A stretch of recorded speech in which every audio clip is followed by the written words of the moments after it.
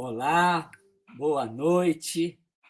Que alegria estarmos juntos aqui para esse encontro formativo com um tema que abre uma série de encontros formativos e que, de maneira muito especial, também celebra uma parceria da Comissão do Leste 2 para o diálogo e o ecumenismo, e a PUC Minas, celebrando uma parceria com o Cefap, esse órgão tão importante do Ânima PUC Minas, e que trabalha diretamente com a formação continuada de cristãos nas diversas temáticas, né, para a capacitação teológica, a capacitação da fé, então, para a vivência da fé. Então, isso é muito importante. E, de maneira muito especial, eu gostaria de convidar aqui para a nossa sala a professora Áurea, que é parceira aí no Ânima, né? É coordenadora do Cefap, e é com muita alegria, né, Áurea, que a gente celebra essa parceria com a Comissão do Leste 2 para o ecumenismo e o diálogo interreligioso. É uma alegria aqui pela PUC Minas a gente receber essa parceria e juntos contribuir com essa formação. É para isso que serve o Ânima PUC Minas: identidade, Exato. missão, não é isso, Áurea? Exatamente, né? Ânima, que significa alma, ânimo, aquilo que vem de dentro, né? E nada mais justo do que a gente, numa dos primeiros eventos deste semestre, a gente celebrar essa parceria de irmãos, né? Vamos falar de Francisco hoje. A Alzirinha vai falar do pontificado do Papa Francisco, e é muito oportuno nessa possibilidade de nos olharmos nos olhos, no rosto, e perceber a beleza de cada um, né? E essa beleza se manifesta na diversidade. Isso, Então, para o Cefap é uma honra estar aqui. que bom. Bem-vindos a todos. Isso, que a gente tenha, então, uma boa noite. Eu tenho certeza que você que já está aqui conosco não vai se arrepender, né? Vai ser uma noite realmente de aprofundamento numa temática muito significativa, né? Da gente realmente aprofundar essa temática da sinodalidade, nessa perspectiva desse magistério do Bispo de Roma, que nos provoca tanto e quer realmente que a gente avance para uma igreja em saída para as periferias, uma igreja hospital de campanha, como ele gosta de dizer, né? Uma igreja viva, atuante, que se assuma realmente como discípula e continuadora da missão de Jesus nesse mundo que vivemos. Então, eu convido para nos colocar nesse contexto de orante, da presença de Deus, que é um Deus estradeiro conosco. Eu convido a Janete para essa sala, para esse momento, conduzir, né, esse momento especial da gente sintonizar com a presença de Deus, e vai dar tudo certo. Magda, seja bem-vinda também, Magda. É muito bom estar Eu aqui. quero primeiro saudar o pessoal, né? Dar minha boa noite, a essa alegria dessa parceria entre nós da Comissão Pastoral para o Ecumenismo e o Diálogo Interreligioso com a Ânima, Cefap, PUC Minas. É muito bom. Desde o ano passado nós estamos nessas formações e agora essa parceria é o que nós estávamos buscando, porque vale muito a pena, e juntos a gente consegue estar mais próximos, inclusive desse tema tão desafiador que é o ecumenismo, né? E essa realidade de viver o ecumenismo, essa paz tão necessária, né? Então, a gente, em nome também da comissão, eu saúdo todos vocês.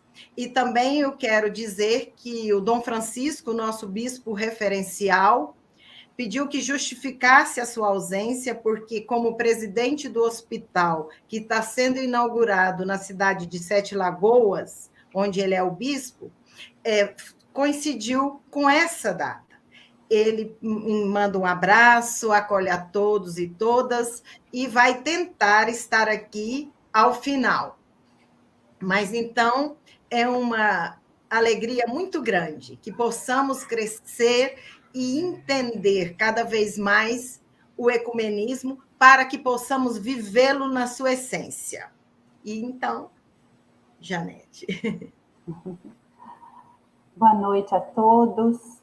É uma grande alegria, como disse a Magda e o professor Edvar, e em nome da equipe de espiritualidade da Comissão Regional do Ecumenismo Leste 2, eu gostaria de fazer um momento que a gente pudesse fazer esse momento de oração, e principalmente pensando nessa pessoa do Papa Francisco, né, que nós vamos aprofundar hoje, mas pensando nesse sua figura, sua paternidade, e que nos leva sempre, como igreja, a viver a comunhão, a proximidade, a invocar o amor de Deus, né? Nesse momento tão particular que a gente está vivendo como humanidade, ele nos interpela, nos leva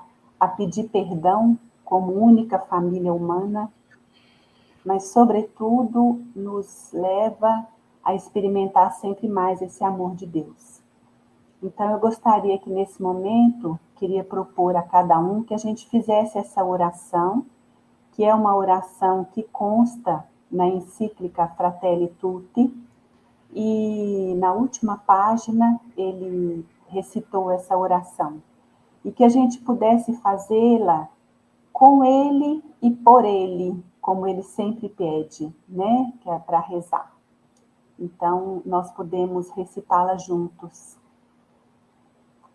Deus nosso, Trindade de amor, a partir da poderosa comunhão da vossa intimidade divina, infundi no meio de nós o rio do amor fraterno. Dai-nos o amor que transparecia nos gestos de Jesus, na sua família de Nazaré e na primeira comunidade cristã.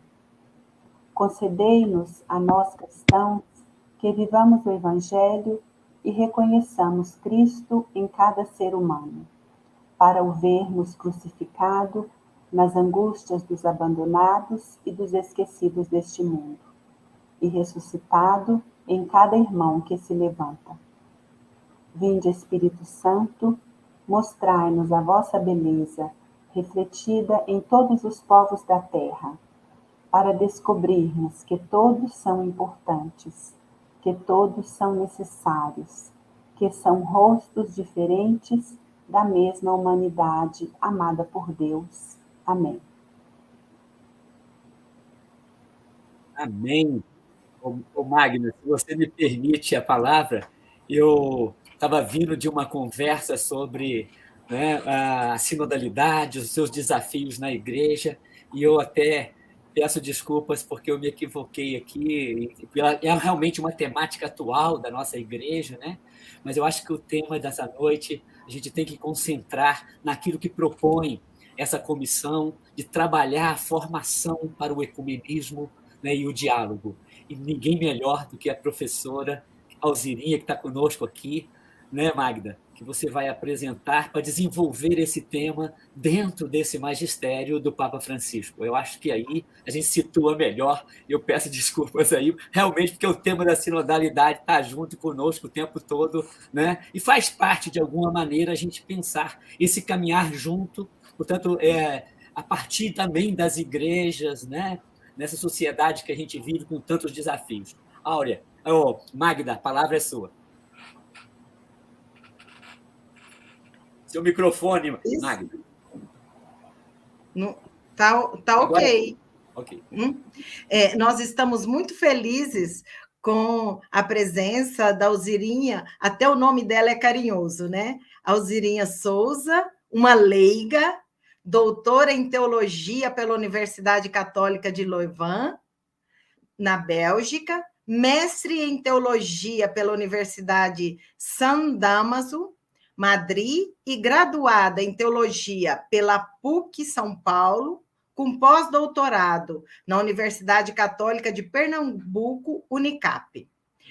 Atualmente, professora e pesquisadora do ITESP, São Paulo, e também PUC Minas.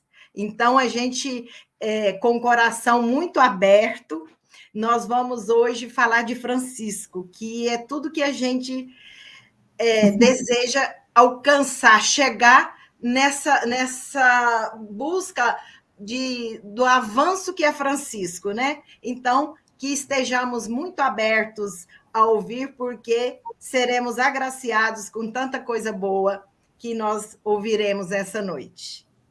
Tá bom, Alzirinha? Obrigada por atender e estar aqui conosco hoje. Imagina. Eu que agradeço o convite para contribuir com vocês nessa noite.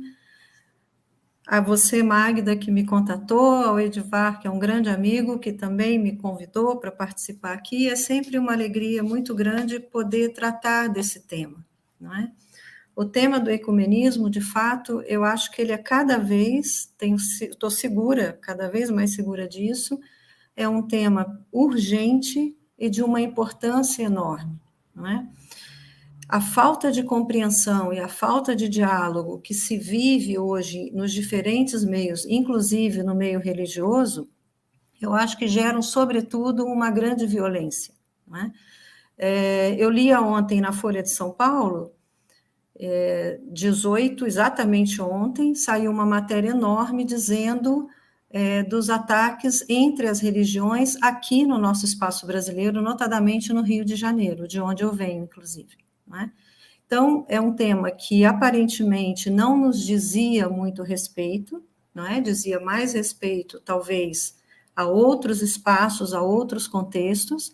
Dificilmente é um tema trabalhado na base da igreja, não é? Há um grande esforço das comissões e das igrejas de aterrissar e contextualizar cada vez mais esse tema, mas eu ainda vejo no espaço, sobretudo no espaço teológico, um tema acadêmico, que eu acho que cada vez mais faz sentido com que discutamos e falemos sobre ele e pensemos de maneira cada vez mais prática esse tema, não é?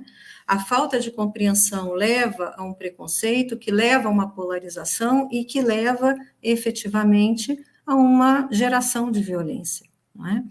Então, eu começo a minha apresentação e aí eu queria pedir para alguém responsável da live disponibilizar os meus slides, por favor. Boa, obrigada. Então, eu começo o que nos traz aqui hoje, que é o ecumenismo do Papa Francisco, com uma frase que diz bem isso, essa primeira ideia que eu acabei de dizer, não é? Não se pode ofender ou fazer guerra ou assassinar em nome da própria religião ou em nome de Deus, não é? Eu acho que nessa contemporaneidade há um utilitarismo da religião ou do elemento religioso, e no nosso espaço brasileiro isso vem cada vez mais ganhando espaço, não é? De diversas políticas, seja de diversas vertentes, seja pela vertente política ou seja pela vertente religiosa, e essa é uma grande preocupação hoje do Papa, porque ele olha sobretudo, quer dizer, o mundo como um todo, mas sobretudo o seu continente, não é?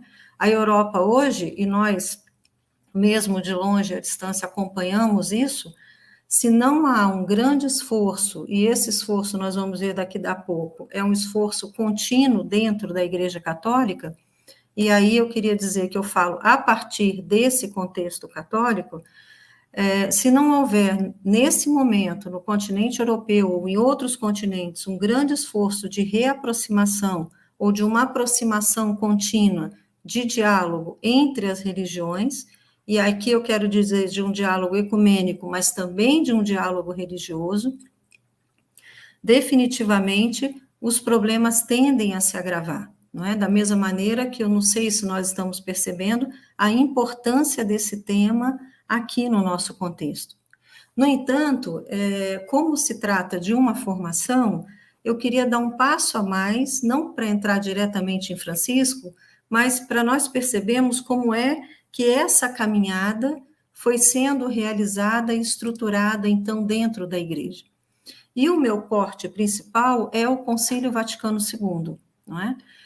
O Concílio Vaticano II, 62 a 65, ele foi, por assim dizer, a formalização nos documentos do magistério, não é? Nos documentos conciliares desses dois temas que hoje nós tratamos aqui. E eu quero tratar exatamente dos dois, não só do ecumenismo, porque eu acho que eles se interligam. E Francisco os vê interligados também, não é? Então, nos documentos conciliares, então, tem dois documentos aí que nos interessam muito, não é? E que eu sugiro que, em algum momento, aqueles que nos acompanham possam, em alguma possibilidade de reler esses temas, esses textos, não são textos longos, mas para perceber os avanços que foram sendo feitos a partir do concílio, não é? Então, o documento do ecumenismo é Unitatis Redintegratio, não é? É o diálogo entre cristãos, e o diálogo interreligioso, o diálogo entre cristãos e não cristãos todos, não é? Aqueles que professam uma outra denominação que não seja cristã, como aqueles que não professam denominação nenhuma, também são não cristãos. E é importante a gente lembrar que esse diálogo interreligioso hoje, ele passa pelas demandas humanas cada vez mais, não é? Nós vivemos num mundo que cada vez menos ele é religioso no sentido de uma religião oficial. As pessoas têm uma religiosidade, assumem essa religiosidade, ou às vezes nem assumem, mas dentro das suas perspectivas existem valores cristãos que precisam ser dialogados. Então, esse documento, ou esses dois documentos, eles nascem no concílio de uma perspectiva dada primeiramente por João 23, não é? O diálogo ecumênico é um diálogo que nasce, não é? Vamos dizer assim, com João 23. O João 23 trabalhou em diversos países, não é? Na Grécia, na Turquia, na Bulgária, morou em Istambul, e aí, vivendo em meio a outras denominações, ou tendo contato com outras pessoas, João 23, na abertura do concílio, ele ainda cita, tanto que o concílio é um concílio ecumênico, não é? Com observadores de outras denominações religiosas que não só a católica, e aí João 23 estrutura, então, essa forma bem ampla de pensar o que é o ecumenismo e o que é o diálogo, não é? Em ambos os casos, seja no ecumenismo, seja no diálogo interreligioso, o diálogo se dá não a partir daquilo que são as nossas diferenças, que a priori nos separam, mas antes tratar a partir daquilo que nos aproxima. E aí, nesse slide, aparece uma foto do cardeal Beia, Agustin Beia. Agustin Beia foi um jesuíta, que foi o primeiro presidente do Secretariado para a Promoção da Unidade dos Cristãos, em 1960, não é? E o cardeal, é interessante pensar que o cardeal da Bélgica, me fugiu o nome dele agora, já eu lembro, né? Ele escreve nos seus documentos de Malines, ele escreve que o Agustin Beia era um homem sorridente, logo era um homem propício para o diálogo, não é? E aí o Agustin Beia é aquele que organiza nas comissões conciliares, é aquele que mobiliza, não é, os membros do concílio, aqueles que tinham voz, para chegarmos, então, nesses dois documentos. E a partir desses dois documentos, e aí eu puxo de novo o Papa Francisco, porque ele vai dizer algo que já vinha na mente de João 23, não é? Naquela época era o Ângelo Roncalli ainda, não é? Como delegado apostólico que fez essa experiência, e uma experiência muito prática, não é? Então, o Papa vai dizer que as religiões é aquelas que estão a serviço da fraternidade, apesar das nossas diferenças, e ele retoma esse tema muito fortemente na Fratelli Tutti, que nasce do documento sobre a fraternidade humana, que ele escreve com o grande imã, não é, em Abu Dhabi. Esse documento de Abu Dhabi é um documento que eu já trabalhei, leio, releio várias vezes, porque é de uma importância fundamental, onde pela primeira vez, de forma um pouco mais clara, se diz, não é, se afirma que Deus desejou essa diversidade humana. Então, a questão agora é como é que nós nos trabalhamos, como é que nós dialogamos a partir daquilo que cada um é e dos valores que cada um tem. A partir daquilo que nos aproxima, por outros caminhos, muitas vezes até caminhos não religiosos, que nos aproximam, para chegar efetivamente, e o Papa vai dizer isso mais para frente, não é? Eu vou mostrar um pouco mais adiante. Ele vai dizer, não importa mais muito ficar discutindo dogmática de cada denominação. As questões que o mundo apresenta hoje, elas são tão mais urgentes que o que importa é que nós nos unamos, primeiramente, a partir dessas questões urgentes, para depois pensarmos aquilo que nos separa. A fraternidade e a humanidade nos une muito mais do que nos separa, não é? Então, desse movimento que chega depois até o Papa Francisco, e o Papa Francisco hoje é aquele que nós pretendemos falar, que nasce no Concílio Vaticano II, ele perpassa todos os papados anteriores, não é? Vem de João XXIII, de Paulo VI, João Paulo II, Bento XVI e chega em Francisco. Muito focado e com, claro, com muitos movimentos paralelos, mas eu destaco a Oração Mundial pela Paz em Assis, não é? Que se deu em 86, se deu em 2011, não é? E fez 30 anos em 2016 desse encontro dos grandes nomes no sentido das representações religiosas, não quer dizer que alguém seja menor do que alguém, mas nessa representação de diálogo, de oração conjunta e de discussão daquilo que é preeminente e que toca as demandas do mundo. O encontro de Assis é um encontro que ele é organizado não só para rezarmos juntos, para estarmos juntos, mas para pensarmos juntos, todas as denominações, as que participam, para pensar juntos, afinal de contas, que mundo nós queremos a partir da visão religiosa que nós temos. E isso envolve o diálogo ecumênico e envolve também o diálogo interreligioso. É interessante pensar que no encontro de 2011, com o Papa Bento XVI, ele convidou uma mulher leiga, uma cientista política, que é a Danielle Hervé, francesa, que escreveu 2 livros que eu acho que são muito interessantes de buscar e ser lidos, que toca a esse tema num escopo muito maior, que se chama, o primeiro, A Religião em Movimento, o Peregrino Convertido, e o outro se chama Identidades Religiosas na Europa. Ela é uma cientista, não é? Social, que foi quem fez, nesse momento, em 2011, toda a reflexão e propôs a reflexão, então, para um encontro, não é? Então, para chegarmos onde nós chegamos, na história, e aí eu queria dar um passo histórico para trás, para chegar onde nós chegamos, houveram momentos muito marcantes para chegarmos no Vaticano, para depois passarmos por todos os antecessores de Francisco e chegarmos em Francisco, não é?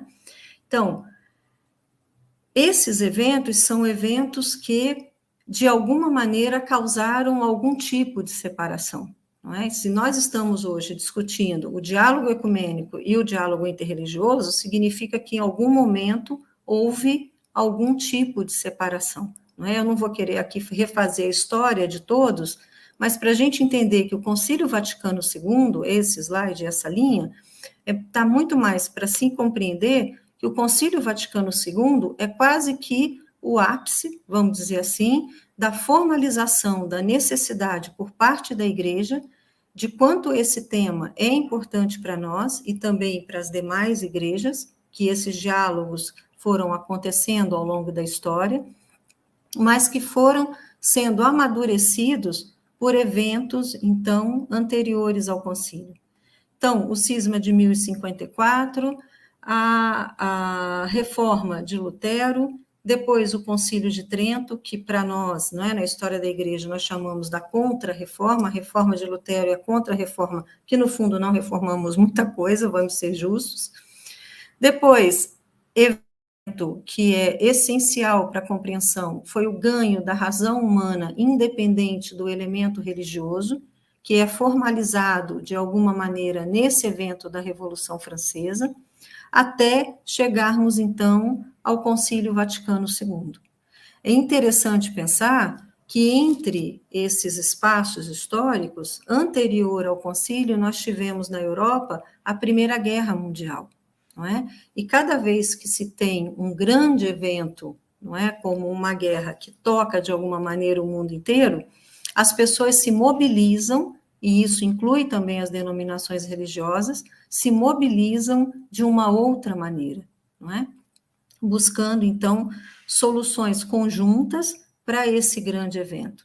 O Concílio Vaticano II, a Segunda Guerra terminou em 45, o concílio começa em 62. Em termos históricos, é um tempo muito curto para uma reorganização política, social e econômica do mundo depois, então, desse evento da Segunda Guerra, não é? Então, o concílio, a teologia, não é? No final dos anos 40 e 50, vem sobre esse impacto da Segunda Guerra, e depois, nos anos 60, de alguma maneira, tocado por todas as transformações do mundo, não é? Então, no final do século XVIII, surgem na Europa, e aí eu estou em plena Revolução Francesa, movimentos políticos, sociais e culturais, o racionalismo, a revolução industrial, o capitalismo, o socialismo, o liberalismo, que exigem um novo posicionamento das igrejas. E esse posicionamento ele foi diferenciado conforme cada igreja, não é? Então, algumas se abriram a esse movimento da renovação do mundo, e foi uma grande renovação do mundo, com todas as críticas que a gente possa ter aos elementos históricos da Revolução Francesa, não há como tirar a independência da razão do religioso. E também houve gente, não é? Algumas denominações e igrejas que se fecharam a essa realidade, mas da mesma maneira houveram outras que avançaram e tentaram, pelo menos, compreender esse fenômeno. O fato é que a partir desse grande marco, começaram a nascer na história alguns movimentos de diálogo, algumas associações, conforme a gente vai ver daqui para frente, que buscavam, de alguma maneira, o início desse diálogo, não é?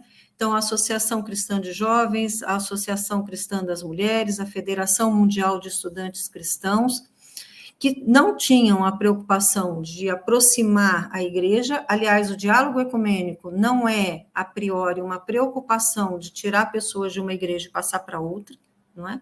Muito pelo contrário, mas é de evangelizar a sociedade nos meios, nesse caso, nessa época, nos meios universitários, buscando a ampliação do reino de Deus entre a juventude. E eu acho que isso cabe ainda hoje na nossa realidade. Não é? Dialogar entre diferentes não quer dizer que eu queira que o outro diferente venha para o meu lado ou que eu vá passar para o diferente do outro. Quer dizer que estamos buscando caminhos, quando se diz do ecumenismo, de realizarmos, a partir de cada perspectiva particular, aquilo que é o comum. Não é? O anúncio da pessoa de Jesus e o anúncio do seu anúncio, que se centra, então, na chave do reino de Deus. Mais para frente, em 1907, nasce a Aliança Mundial para a Amizade Internacional, congregando as igrejas para uma eminente Primeira Guerra Mundial. Depois, em 14, uma conferência protestante em Lausanne e outra em Liege, na Bélgica, redigiram as resoluções em favor da paz, quer dizer, se uniram em favor de algo que era maior, não é? Não evitou-se a guerra, mas pelo menos se desenvolveu, houve o ganho dessa cooperação econômica. Em 21, não é? Entre 21 e 25, acontece na Bélgica o que ficou para a história da igreja como as conversações de Malines, não é? Ou as conversas de Malines. Malines é a sede de uma diocese e da maior diocese da Bélgica, que naquele momento era comandada pelo cardeal Mercier, não é? Que até hoje a sede de Malines e os arquivos de Malines têm muitos documentos. Para aqueles que pesquisam o ecumenismo, eu acho que vale a pena seguramente consultar os arquivos de Malines, não é? Então, esse período era esse período de 21, que ficou gravado como as conversações de Malines, e todos esses elementos foram constituindo a teologia que pautou os elementos do ecumenismo e do diálogo interreligioso, então, do concílio, não é? Então, se deu em Malines, facilitado pelo cardeal Mercier, e é interessante pensar, parênteses aqui, e essa experiência eu conheci bastante de perto, como a Bélgica é um país ecumênico, como a Igreja da Bélgica tem esse traço ecumênico, não é? Existem muitas comunidades monásticas na Bélgica que vivem de forma, não é, uma vida monástica, formadas por diferentes denominações cristãs, não é? É muito interessante como essas conversações de Malines, que se deu entre anglicanos e católicos, depois marcou muito fortemente aquele contexto, e marcou o contexto do norte europeu de uma maneira geral. Depois, em 1938, há o nascimento, então, o primeiro movimento do Conselho Mundial de Igrejas, não é? Que só depois aconteceu efetivamente em 1948, em Amsterdã, e esse Conselho Mundial de Igrejas, eu acho que é o grande fruto, não é? E aí o texto está dizendo um fruto maduro, eu coloquei dessa maneira, e eu acho que é um primeiro grande fruto maduro desse diálogo e dessa, ainda que o catolicismo seja, participe do conselho como, entre aspas, um convidado, não é? Ele não é um membro efetivo, mas eu acho que é um grande canal de amadurecimento para a formalização, então, desse diálogo. Indo no tempo histórico, 64, então, e 65, nascem o documento, não é? São publicados os documentos Unitatis Reintegratio e o documento Nostra Aetate. E por que esse documento, esses dois documentos, em termos conciliares, também têm uma grande importância?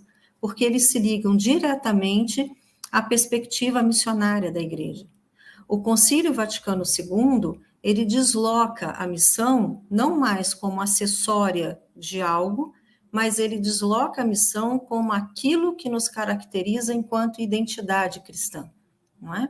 Ser um batizado é necessariamente ser um missionário. E ser um missionário é ser alguém que dialoga. E é interessante pensar a documentação, a denominação dos documentos, não é? Então, o concílio teve no seu corpus de documentos as constituições apostólicas, isso é, temas que tratam fundamentalmente da fé, sejam as constituições dogmáticas, as disciplinares, as pastorais, etc. Tiveram as declarações, não é? A igreja declara algo acerca de um tema, essa é a declaração Nostra Aetate, entre outras, estou citando essas duas, e o decreto. O ecumenismo, a Unitatis Reintegratio, ela é um decreto, e como um decreto se diz, o decreto é algo que é para ser cumprido, a gente não escolhe, agora eu vou ser ecumênico, agora eu não vou ser ecumênico. A igreja está dizendo que ser ecumênico é uma determinação e um decreto que nós devemos buscar, é um exercício, entre aspas, e sem muitas aspas também, é um exercício obrigatório de cada membro da Igreja Católica, não é? Claro está que a gente precisa se preparar para isso. Claro está que nós precisamos conhecer as dinâmicas que envolvem isso, não é? Porque senão o que é diálogo passa a ser uma grande distorção, passa a ser tudo menos um diálogo, não é? Mas aí, em 64 e 65, então, nascem no concílio, no corpus conciliar, e amadurece, então, essa ideia e se formaliza todo esse movimento, que a igreja, seja mais proximamente, seja mais à distância, veio participando e que efetivamente, então, aparecem nos textos magisteriais, a gente diz. Então, aqui eu coloco, chegando então mais próximo do nosso Papa Francisco, eu coloco uma série de fotos aqui da sua disposição ao diálogo. Se tem alguma coisa que remarca esse Papa, é falar com as pessoas. Ele diz isso, não é? Ele não só diz isso, como ele demonstra isso, né? É uma figura muito interessante, eu acho, que o Papa Francisco é alguém que ele gosta de gente, e ele já declarou isso várias vezes, ele não mora nem sozinho, porque ele precisa de gente, e ele é alguém que não trabalha a polarização, mas ele trabalha, a partir de Giordano Bruno, a ideia do contraste como aquele que soma, como aquilo que constitui. Então, dialogar com o diferente é quase que uma marca, eu vejo assim, né? Entre outras tantas características, mas eu acho que dialogar com o diferente, essa abertura, que também tem um pouco da sua personalidade, eu acho que isso é uma marca que vai ficar como característica, inclusive, desse papado, né? O Papa trabalha nas diferentes dimensões com quem ele se relaciona, seja as comissões de ética, seja as comissões políticas, sejam as comissões interreligiosas, adintras, sejam as adestras, o Papa trabalha sempre buscando um diálogo. Certo está que nem sempre ele consegue, mas pelo menos o caminho, não é, que ele expressa é esse. E ele expressa através daquilo que a Maria Antônia Quimelo, e eu gosto muito dessa expressão, ela vai dizer da encíclica dos gestos, não é? O Papa é uma pessoa de encontros, não é? Além dele gostar de conversar com as pessoas, ele é alguém que busca o encontro. E ele não só busca o encontro, como ele demonstra os encontros, não é? Ele tem uma latino-americanidade, isso nós entendemos bem, de uma corporalidade, de gestos muito fortes, que mesmo que eles não escrevessem, não colocassem nada no papel, olhando, nós entenderíamos aquilo que ele quer. Olhando essas imagens aqui, ele não precisava ter escrito nenhum documento sobre esse diálogo interreligioso, esse diálogo ecumênico, que nós entenderíamos seguramente que esse é um tema que lhe é muito caro e que ele expressa no seu dia a dia e nos seus encontros, entanto que representante da Igreja Católica. Então, Francisco tem uma sucessão de gestos, de encontro, de discursos, de declarações comuns, não é? Com homens e mulheres de diferentes igrejas, e tem mostrado que a construção dessa unidade visível da Igreja de Cristo é uma das prioridades de seu pontificado. E uma das prioridades, e ele expressa através do compromisso de superar essas divisões e de fortalecer essa comunhão. Nesse sentido, ele vem em linha, desde o concílio, com todos os seus antecessores. Não é algo que ele cria, mas é algo que, dado o momento histórico também em que ele está vivendo, e que isso se tornou no seu continente, e agora está se tornando no nosso, repito eu, e que isso se tornou uma demanda urgente, não é? Ele busca cada vez mais, buscou entre as prioridades da Igreja a participação plena e ativa no caminho ecumênico, aquele que começou de João 23, passou pelo Concílio Vaticano II, veio pelos seus antecessores e chega, então, até ele. E aí, nós verificamos isso em alguns eventos, não é? Em alguns gestos do Papa, dessa encíclica dos gestos, que a Maria Antônia Quimelo diz, e que me é muito caro esse termo, não é? Eu vejo o Papa sempre fazendo algo que nasce a partir da sua experiência, porque essa experiência ecumênica ele já exercitava no seu país de origem, não é? Não é algo também que ele abraça depois que está em Roma, não é? É algo que ele já exercitava também. Então, Francisco e Bartolomeu, não é? O Papa repetiu o gesto de Paulo VI com o patriarca, então, de Constantinopla, e e anunciou aos representantes das igrejas cristãs e de outras religiões a firme vontade, cito Francisco, a firme vontade de continuar no caminho do diálogo ecumênico, na esteira de seus antecessores. Mais tarde encontrou-se com Bartolomeu em Jerusalém, em Roma e em Istambul. Que é outra coisa que é importante a gente perceber na forma de atuação do Papa. O Papa, ele é processual, não é? Ele encontra uma vez, encontra duas, encontra três, encontra quantas vezes ele acha necessário até chegar a um bom termo de algum tema, não é? E isso ele faz, seja para as comissões de diálogo ecumênico e diálogo interreligioso, como para outros temas da agenda vaticana, não é? Nesse sentido, é que eu acho que a gente deve perceber, primeiro, a sua persistência para alguns temas, não é? A sua persistência no sentido de chegar a um acordo, pelo menos ele tem essa disponibilidade a chegar a um acordo. Agora, a gente tem que entender bem que chegar a um acordo não significa concordar com tudo, não é? Então, chegar a um acordo a partir daquilo dos valores e daquilo que nós somos, não é? Então, algumas críticas que também nós ouvimos sobre o Papa é que esse Papa, ele fala com todo mundo, ele concorda com tudo. Não, ele não concorda com tudo. Ele pode ir concordando aos poucos, não é? Porque o seu trabalho, ele é efetivamente processual, não é? Como nesse caso, então, do encontro com o patriarca, então, Bartolomeu. E eu gosto muito dessa foto, não é? Dele com o Bartolomeu, na igreja de São Jorge, em Istambul, no final da oração ecumênica, o Papa Francisco se inclinou diante do patriarca, pedindo para ser abençoado por ele. No dia seguinte,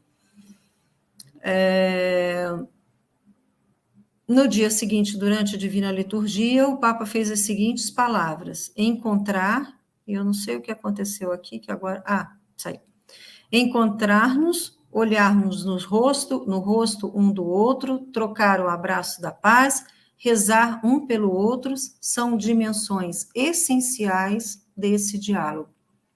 Esse diálogo que o Papa propõe e a maneira como ele se propõe, com as diferentes denominações, é um diálogo profundo. E ele vai dizer isso depois na Evangelho Gaudium, em 2014, não é?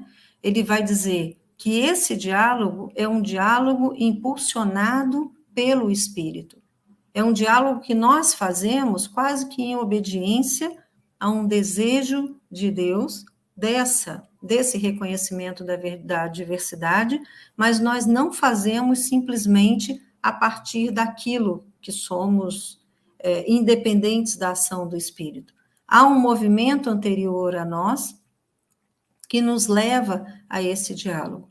Então, ele vai dizer no 244, não é? A oração de Jesus, que todos sejam um só, peregrinemos juntos, e para isso devemos abrir o coração ao companheiro de estrada, sem desconfianças, procurando a paz no rosto do único Deus. Rosto do único Deus, não é? Num diálogo ecumênico, nós estamos falando do Deus, nosso, uno e trino. Quando levamos esse rosto do único Deus para um diálogo interreligioso, nós estamos falando de diferentes concepções de relação que temos com o transcendente. E aí, a unidade do Espírito harmoniza essas diferentes relações. Sejamos nós cristãos e cristãos, sejamos nós cristãos e não cristãos.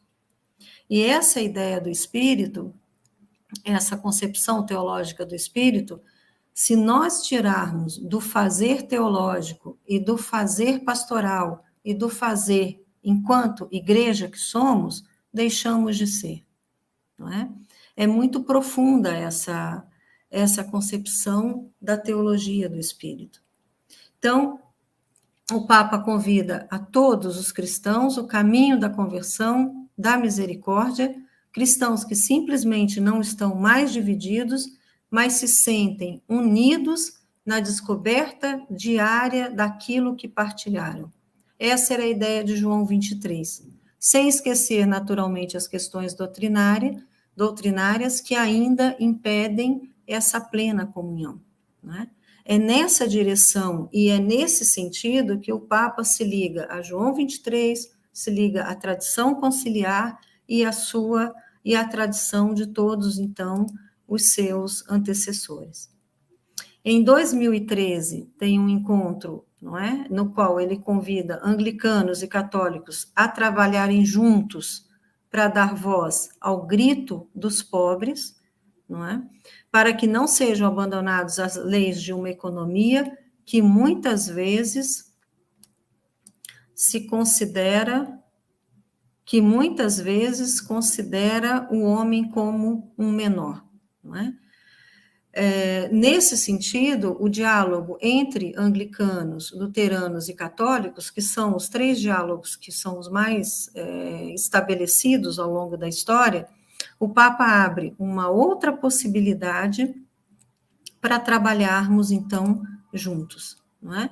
Pedindo, nesse momento, para não esperar a solução dos problemas teológicos para trabalharmos juntos. Vamos ser honestos aqui entre nós, todos, não é?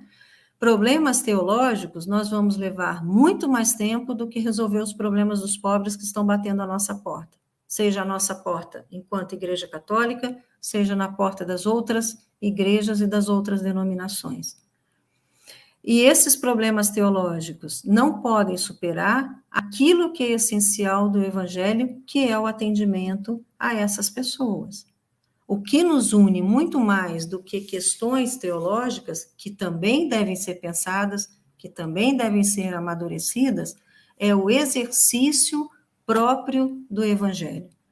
E é nessa linha que vai o Papa. E é por isso que ele levanta da sua cadeira e vai lá na embaixada da Ucrânia discutir a questão da guerra. E é por isso que ele se movimenta. Ele se movimenta, claro, não estou desconsiderando que não devemos amadurecer as questões teológicas, mas as questões humanas para o Papa, elas são muito mais essenciais do que as questões teológicas. É só a gente prestar atenção nos temas e nas demandas, nas agendas que ele vem abrindo, não é? Eu gosto sempre de lembrar que a primeira viagem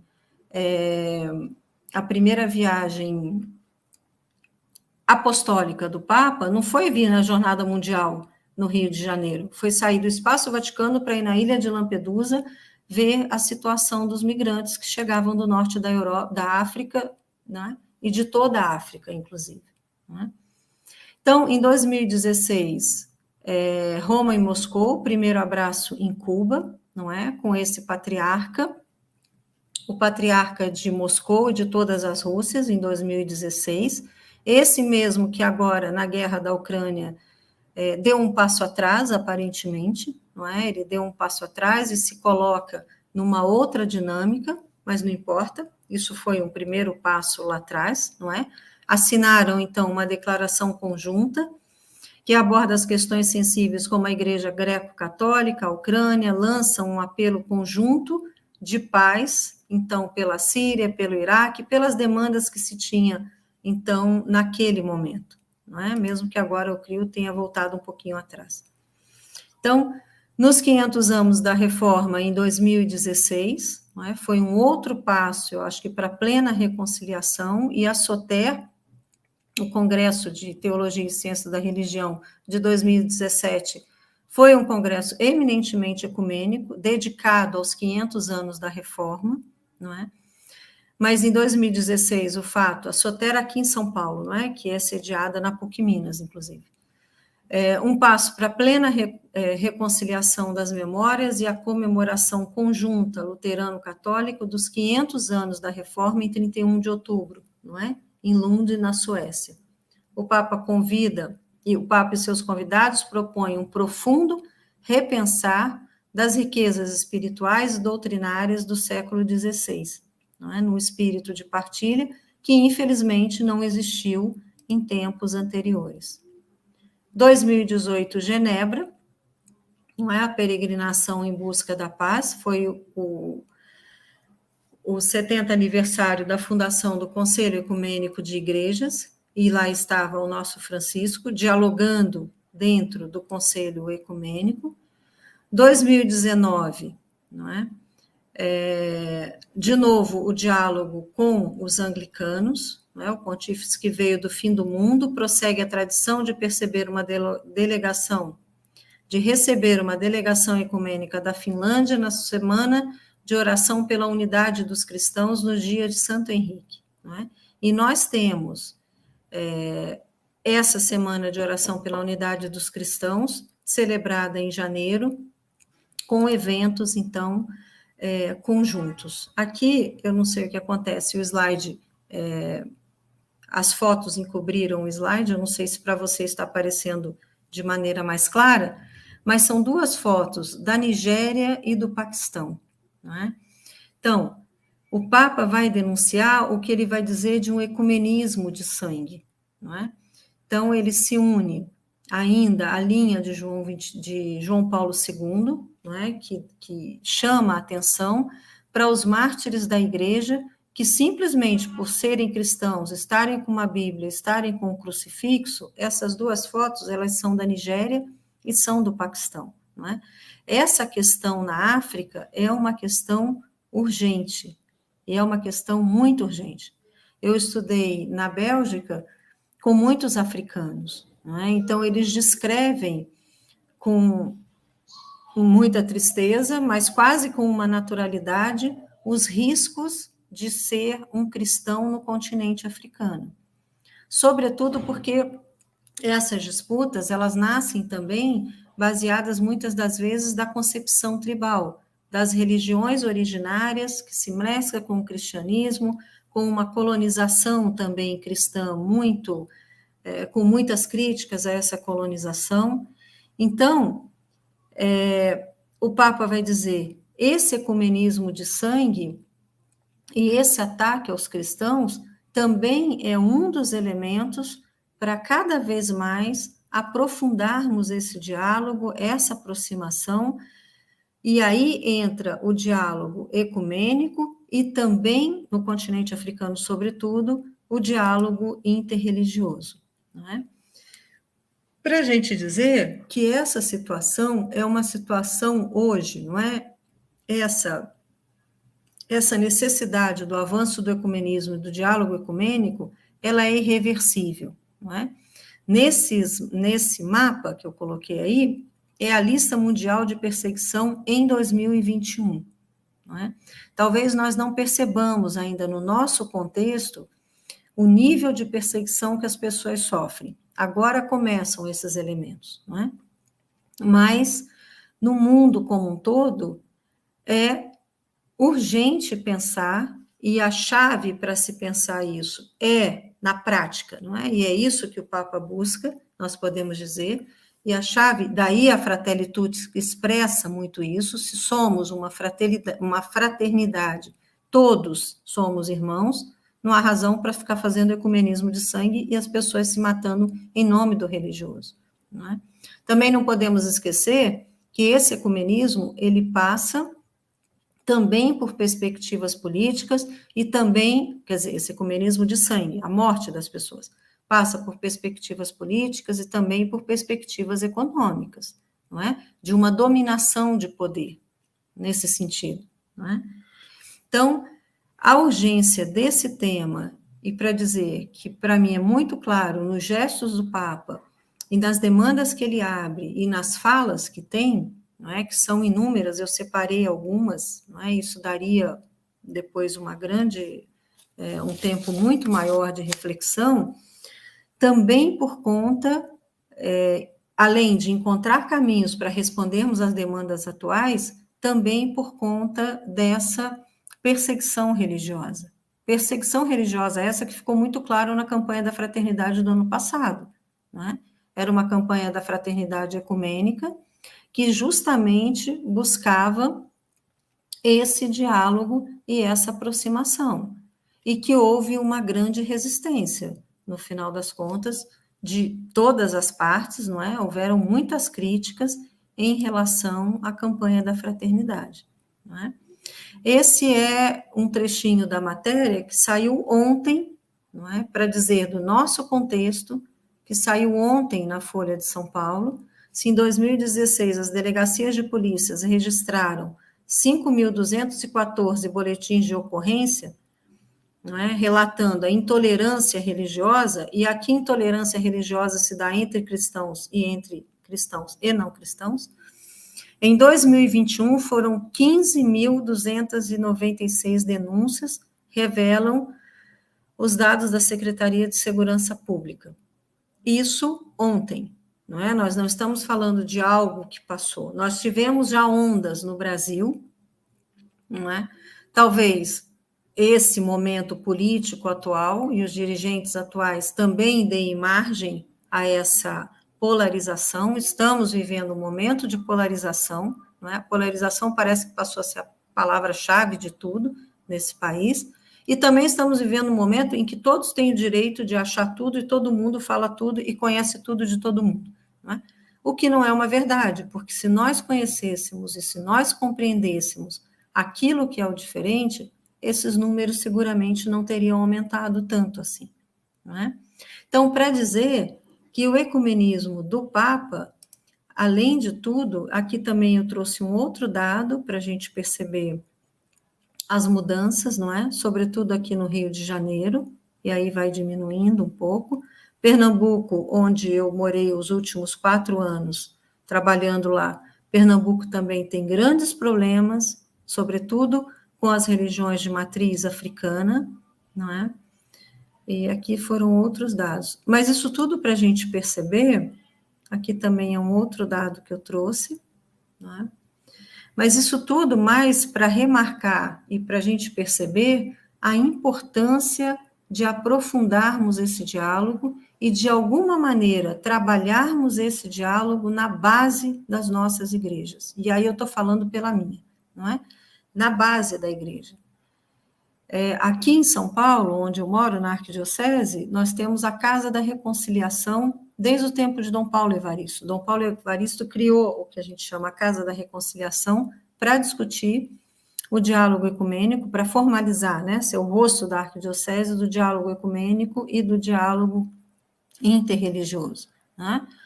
E hoje, preparando esse material e relendo algumas coisas, eu pensava que Dom Paulo criou isso, e se a gente chega na base, nas comunidades, na base da igreja, as pessoas não têm ideia clara, não é? Sabe o que é, mas não tem um exercício prático e não tem uma ideia clara nem do que é e nem da urgência que esse tema hoje é para nós.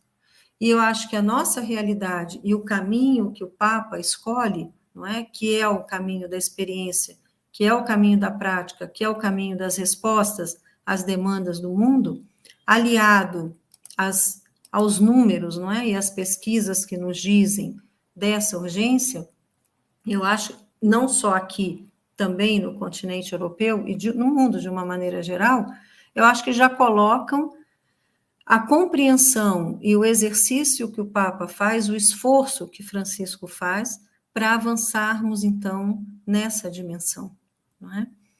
Então, eu termino por aqui, não é, a minha fala, e eu gostaria, então, se for possível agora, de abrir para o diálogo ou outras possibilidades, não é, de debate. Aí a Magda nos ajuda. Você está sem microfone, Magda. Obrigada. Primeiro, quero agradecer imensamente essa aula, esse visitar lá noutros tempos, esse histórico que você nos traz. É muito importante. Para entendermos o que vivemos hoje, nós precisamos conhecer o que já se passou. Verdade. Fica muito mais claro e entendemos muito mais, né? E você colocou algumas coisas assim interessantes. Fechou seu microfone de novo. Eu acho que sem querer. Buscar caminho no ecumenismo e buscar o comum, o anúncio de Jesus. Estarmos unidos pela paz e que possamos viver o ecumenismo a partir do diálogo. Realmente, o diálogo é fundamental. Agora, é interessante, ser batizado é ser missionário, e ser missionário requer diálogo. Então, nós precisamos estar muito atentos ao diálogo, né? Buscá-lo incessantemente e aproveitar, né? Exercitar o ecumenismo a partir do diálogo. E dialogar com o diferente é uma marca de Francisco. Nós devemos imitar Francisco e imitar Jesus Cristo, que aí nós vamos conseguir, pelo menos, estar mais leves e abertos plenamente, para que possamos trilhar essa caminhada com mais efetividade, com mais propriedade, com mais carinho e amor ao outro e ao diferente, que essa diversidade que é a grande riqueza, né, na unidade. E, enquanto outros vão perguntando, tem aqui também o Álbio Souza. Ele fala assim: fora da igreja não há salvação. Como superar este axioma extraído do período da patrística, porém mal interpretado, sobretudo a partir da Idade Média, com o advento da cristandade? Então, fora da igreja, a salvação sim, tá, gente? Só isso que eu tenho para dizer. Inclusive, o concílio, né, a gente ri assim, porque tem ainda, viu, Álbio? Tem muita gente, eu concordo com você, que insiste nesse elemento, né? Então, o Concílio Vaticano II e a teologia pré-conciliar, porque a gente tem que entender o concílio a partir da teologia dos anos 40 para frente, não é? Então, do que a gente vai dizer na Europa da Nouvelle Teologia. A Nouvelle Teologia, ela nasce no norte da Europa, e o norte da Europa até hoje é uma igreja extremamente progressista, no bom sentido. Então, a Nouvelle Teologia era o diálogo feito entre dominicanos de La Sauchoir e os jesuítas de La Fouvière, em Lyon. Não é? Então, são esses teólogos que forjam, no bom sentido, a reflexão conciliar. Não é? Então, aí vai o padre Congar, o padre Chenu, enfim, uma série de grandes teólogos daquele momento. Que, num dado momento, foram postos de lado, e João 23, quando chegou, recuperou todo mundo e colocou todo mundo para trabalhar no concílio. É muito bom. Então, o concílio vai dizer o seguinte, não é? E a gente coloca isso nos documentos magisteriais. Para aqueles, daí a importância da questão missiológica, não é? Para aqueles que não conheceram a pessoa de Jesus, seja por questão cultural, seja por falta de oportunidades, seja por incapacidade dos cristãos, Deus vai encontrar o caminho para salvá-los. A igreja, ela oferece os meios de salvação, mas ela não salva. Não salva em que sentido? Exige uma dinâmica e uma aceitação da pessoa que se coloca em contato e que se coloca nesse caminho, nesse segmento da pessoa de Jesus. E o padre Comblan, de quem eu sou estudiosa, que é o autor, inclusive, da minha tese doutoral, Comblan vai dizer assim: salvo está aquele que se coloca na dinâmica do Espírito no segmento de Jesus. Os demais, e não estou diminuindo a importância dos sacramentos, não estou diminuindo absolutamente nada das mediações que a igreja, estou falando da minha, não é? Que a igreja oferece, não é isso. Mas há um passo anterior a isso, que é se colocar nessa dinâmica, na dinâmica do segmento, na dinâmica do espírito, que leva a uma outra praxis, não é? E essa praxis é notadamente uma praxis comunitária. Então, essa ideia de que na igreja, fora da igreja, não há salvação, era uma ideia, e aí você tinha razão, eu acho, na sua pergunta, é uma ideia medieval, que hoje a gente não afirma mais, graças a Deus, porque o espírito é livre, não é? O espírito age onde quer, e age nas outras denominações. E aí eu, com muita liberdade, vou te dizer mais uma coisa, assim, né? Eu acho que as outras denominações têm muito a nos dizer na Igreja Católica, a nos dizer enquanto igreja e enquanto católicos, não é? Quando eu olho hoje esses movimentos pentecostais, neopentecostais, de primeira, segunda, terceira onda, enfim, conforme nós nos configuramos agora, eu vejo que aquelas pessoas têm muito a nos dizer, nem que seja da nossa incompetência de evangelização. E vamos ser honestos aqui. Eu sei porque, quer dizer, eu sei. Eu afirmo com muita tranquilidade porque a minha área de pesquisa é teologia prática e pastoral, não é? A maioria das pessoas que estão nesses movimentos, muitas das vezes saíram de nós. E é isso que identificou a Conferência de Aparecida, em 2007, não é? O documento de Aparecida identifica exatamente isso. E o documento de Aparecida se chama Discípulos e Missionários, não é? De Jesus. Quer dizer, como é que nós recuperamos essa missionaridade da igreja, essa oferta das mediações, dos meios de salvação, como é que nós dialogamos com aqueles que estão fora, aqueles que muitas vezes passaram por nós. Isso vale para todas as denominações, né? Estou falando da minha, mas vale para todos. Aqueles que passaram por nós e que por uma série de razões estão em outras, da mesma maneira aqueles que estão em outras e que querem voltar e que muitas das vezes nós não conseguimos dialogar com essas pessoas, não é? Espero ter te ajudado, Álvio. Ele, inclusive, já colocou que, obrigado, muito esclarecedora a sua resposta. Que bom, eu não observei. Entre tantas pessoas, tem mais outra pergunta. Outras pessoas agradecendo, que vou ver se dá para a gente passar mais um pouquinho para você. Mas temos uma pergunta aqui da Lúcia Aredes, que participa da nossa comissão na parte da comunicação. Como explicar a resistência ao ecumenismo e as críticas ao Papa Francisco, visto que é uma proposta antiga? Eu acho que a resistência ao ecumenismo, primeiro, vem de uma falta de conhecimento do que é o ecumenismo, não é? Muita gente entende, e na base da igreja, e eu trabalho com as comunidades, muita gente entende que ser ecumênico é trazer a pessoa de volta para a igreja católica, não é? Um segundo elemento é a falta de preparação que as pessoas têm para estabelecer esse diálogo, não é? Eu tive um professor na graduação, que é um grande amigo até hoje, e ele dizia assim: se você não está preparado, se o seu casamento não está bom, não vá dançar com a mulher do outro, porque você vai achar ela muito melhor do que a sua, não é? Significa, guardada a brincadeira, se você não está preparado para realizar um diálogo sério, maduro, respeitoso com aquele que não é da sua dinâmica religiosa, é melhor que não vá. Por outro lado, eu acho que há uma urgência na formação dos membros da igreja, do laicato, também dos padres religiosos, etc., para se retomar isso, não é? Então, eu acho que esse medo vem de uma falta de preparação, não é? E a resistência ao Papa Francisco em relação ao ecumenismo vem dessa falta de compreensão, não é? Muitas das vezes, aquilo que eu acho que eu não consigo fazer, eu acho que também ninguém tem que fazer. Não que eu pense isso, né? Mas às vezes as pessoas pensam assim, não é?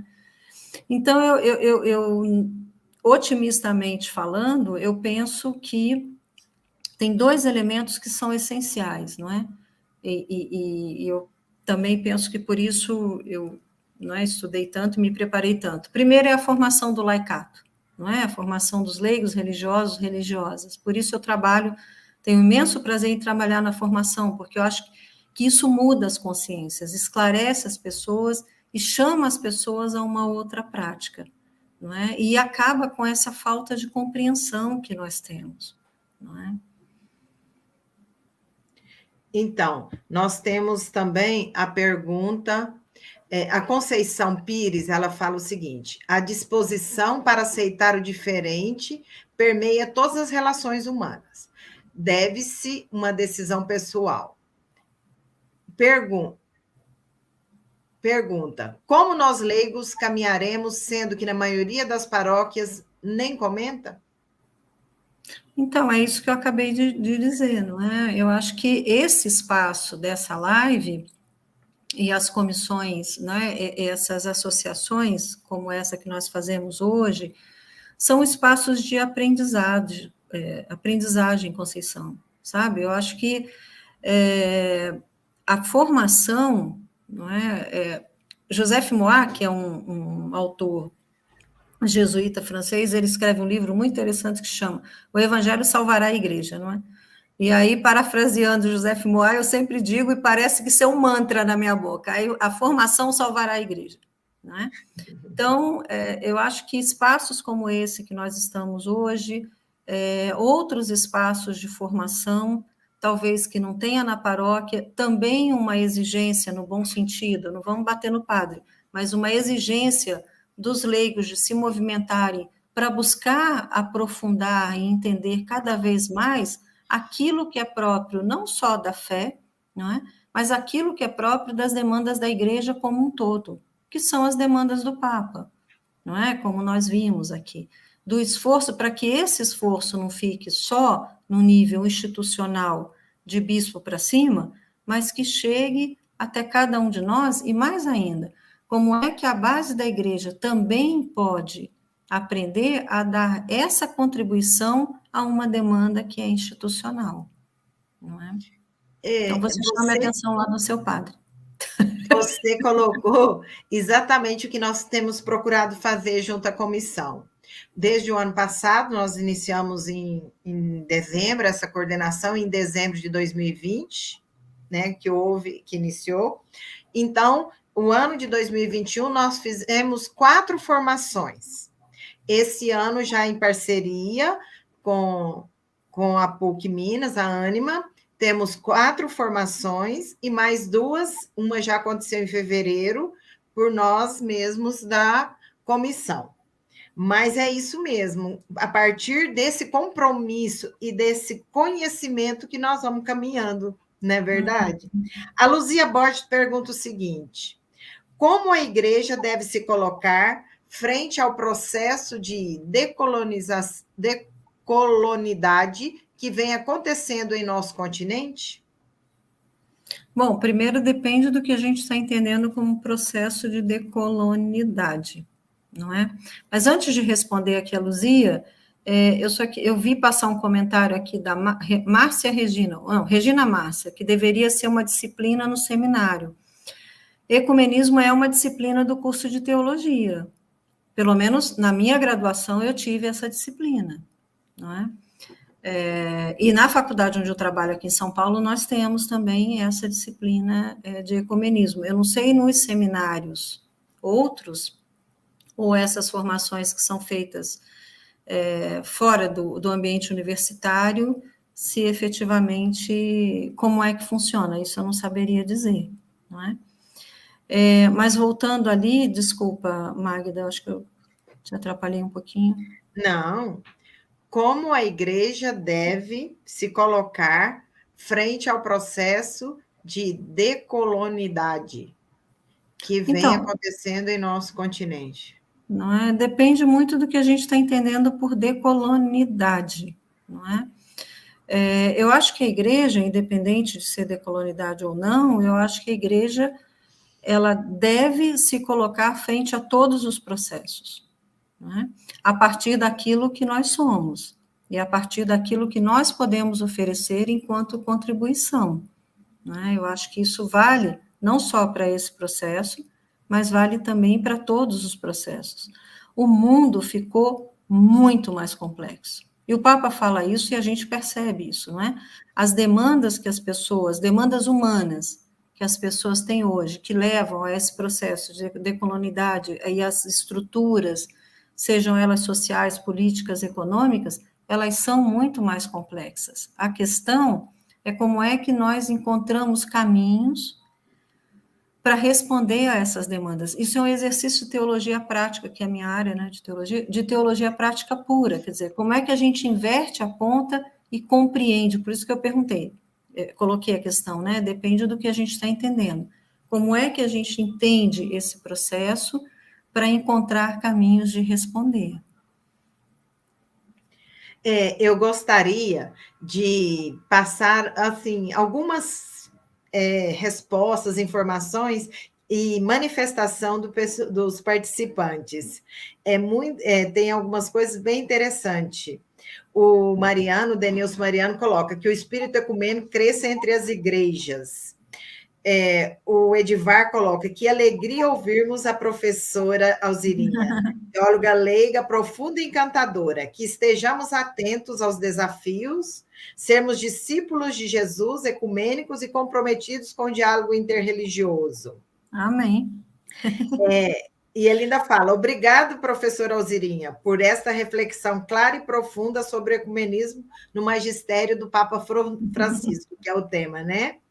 Aí tem a pergunta do Abílio, algumas coisas, se faltar alguma, depois a gente vai vendo. Mas a Mônica fala assim, Mônica de Fátima: buscar o comum com muito diálogo, ser batizado é estar sempre aberto ao diálogo com as diferenças, isso é fundamental. É fundamental, Mônica. Ser batizado é ser um sujeito dialogante. Não é? Já passamos o tempo de ser batizados, é ficarmos cada um. Isso é uma demanda do Papa desde que ele chegou na Evangelho Gaudium, não é? Nós somos alguém, quer dizer, ele demanda que nós sejamos uma igreja em saída, uma igreja em diálogo, que a gente primeireie. Eu gosto muito desse analogismo que ele arruma, não é? E ele gosta do analogismo feito ele só. Então ele diz: nós devemos primeirear, é sair na frente, não é? A gente acerta uma hora, ele prefere uma igreja enlameada, uma igreja que se suja, uma igreja que vai onde estão as ovelhas, cada um com o seu cheiro, cada um com a sua demanda, nas periferias existenciais. A Evangelho Gaudium, eu acho que é um documento, e de tempos em tempos eu releio, honestamente falando, porque eu acho que é o programa de governo do Papa, acho que é o programa de governo, e que responde muitas dessas questões que estão surgindo, que eu estou acompanhando aqui no chat, como enfrentamento de desafios, não é? Aí vem a Tânia Silva, que faz parte também da coordenação da nossa comissão. Ela fala que concorda comigo que devemos imitar o Jesus humano que se revela na pessoa de Francisco. Daí a Mônica fala desse concílio, aprendizado, concílio para todos que ainda não conheceu Jesus dentro da igreja, vai depender do Espírito Santo e terá sua salvação garantida. O Espírito Santo é livre, maravilhoso este aprendizado. É livre. Louvado seja, né? Tem gente que quer aprender, o coitado, mas tem jeito não, né? É a ação de Deus no mundo se dá. Irineu de Lyon, Santo Irineu de Lyon, ele vai dizer, né? Deus continua agindo no mundo com as suas duas mãos. Eu gosto muito dessa analogia, que é a mão de Jesus, não é? Uma mão seria o Filho e a outra o Espírito, não é? O Deus Trinitário age no mundo. E o Espírito é aquele que nos empurra para frente, aquele que manda para frente, não é? Aquele que movimenta o mundo. Então, impulsionados pelo Espírito e tendo como paradigma a praxis de Jesus, o ensinamento de Jesus, a nossa prática desvela a ação de Deus no mundo. E o ecumenismo é uma dessas práticas. Com certeza. A Conceição Pires fala assim: este esclarecimento da professora sobre África foi muito lindo, sem mais batismo de sangue. Verdade. Gente, o continente africano, seguramente deve ter alguém aqui na live que já foi, enfim. É um mundo, não é? É um mundo à parte, enfim. A Mônica... Desculpa. Não, fica... A Mônica de Fátima diz assim: ser ecumênico, segundo o Papa Francisco, vai depender da busca de melhor entendimento e preparo para a discussão. A formação salvará a igreja. Eu disse meu Deus, que aprendizado, né? E aí vem mais a Silvia, a Tânia, devemos trabalhar esse diálogo na base das comunidades sem brigar com o padre. Por favor, minha gente, não vamos brigar com o padre, não. Mas o padre, se ele teve uma boa formação e se ele acompanha as demandas do Papa, ele não tem nem por que brigar, não é?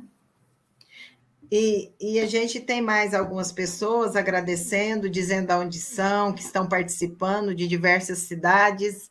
E tem aqui o Rafael, é maravilhoso momento, e tem o Rafael, ele fala que teve essa disciplina no seminário em Mariana. Tá vendo? Como iluminar dentro de nossa igreja tantos fiéis que se fecham a essa porta ecumênica? Dialogando, Rafael, não tem outra maneira. É uma catequese, sabia? Ecumenismo, como tudo na vida, a gente aprende, não é? Então, é dialogando, é formando as pessoas, é colocando as bases. Claro está que a gente não pode obrigar, ainda que seja um decreto, não é? Isso é igual ser sinodal. A igreja está não é, em preparação do processo de escuta da sinodalidade. A gente não vai obrigar as pessoas a ser sinodais, porque o Papa quer, não é? A gente tem que criar uma consciência da importância do movimento sinodal para sinodalizar a igreja. O ecumenismo é a mesma coisa, você tem que ir dialogando e criando a consciência da urgência e da necessidade do tema, não é? Mas também eu acho que a gente tem que respeitar o processo das pessoas, sabe? Porque, de fato, algumas dão passos mais largos, outras não dão passos, outras observam primeiro, então não dá para querer que um tema que é normalmente tão fora, não é, do raio de alcance das pessoas, de uma hora para outra passe a ser a grande novidade, não é? Então é um trabalho de formiguinha, assim, é um trabalho de conscientização. E como nós estamos no finalzinho, não podemos extrapolar o horário, então eu perdi ali, mas teve alguém que colocou se poderia falar rapidamente sobre o ecumenismo e essa diferença do diálogo interreligioso, a diferença entre o ecumenismo e diálogo interreligioso, para a gente fechar no horário. Tá. Então, basicamente, Manuel, ecumenismo é o diálogo que se dá entre cristãos, não é? Então, nós da Igreja Católica, por exemplo, com os luteranos, com os anglicanos, com pessoas que se afirmam, não é? Seguidores de Jesus. Isso é um ecumenismo. O diálogo interreligioso quer dizer entre religiões, não é? Entre religiões cristãs e não cristãs. Não é? Então, é o diálogo que nós estabelecemos, por exemplo, com os nossos irmãos mais velhos, como dizia João Paulo II, não é? Com os judeus. É o diálogo que a gente pode estabelecer entre nós, cristãos, católicos, e as religiões de matrizes africanas, e outras religiões, com os budistas, com os muçulmanos.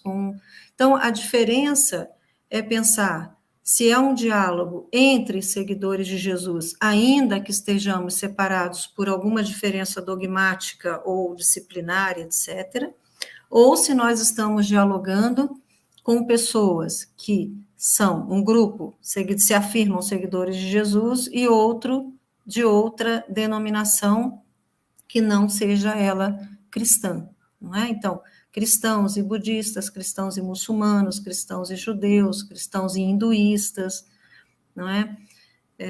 Eu não sei se eu te ajudei, mas basicamente a diferença, simplesmente assim, é essa. E os caminhos, não é? E o que se estabelece para esse diálogo, a partir dos nossos documentos, estão especificados naqueles 2 documentos que eu te citei.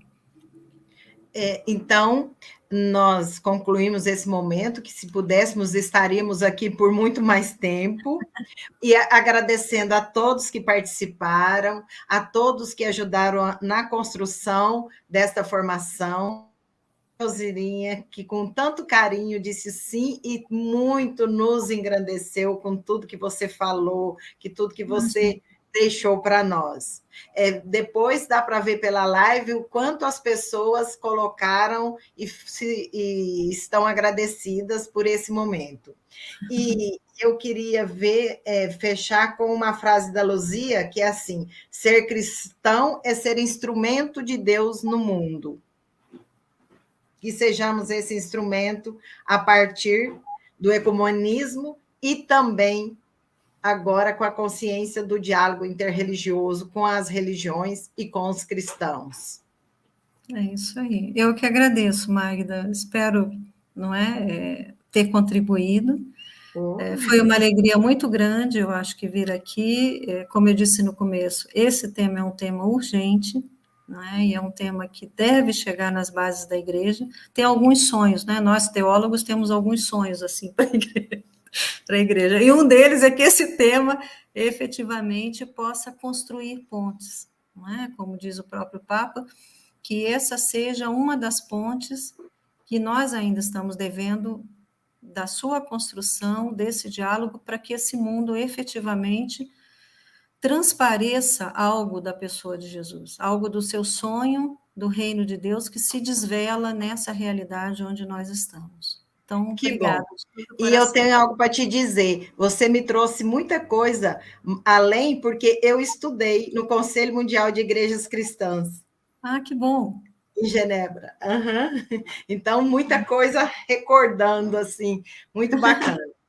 Então, tá, pessoal, um carinho grande e que possamos cada vez mais viver esse ecumenismo e o diálogo interreligioso nas nossas vidas e nos espaços onde estivermos, porque a partir desse diálogo que nós chegaremos lá. Obrigada, gratidão a todos, de todos os lugares, dos participantes aos que ajudaram, tá bom? E você. Um beijo grande e até o próximo, que vai ser em junho, e contamos com todos vocês.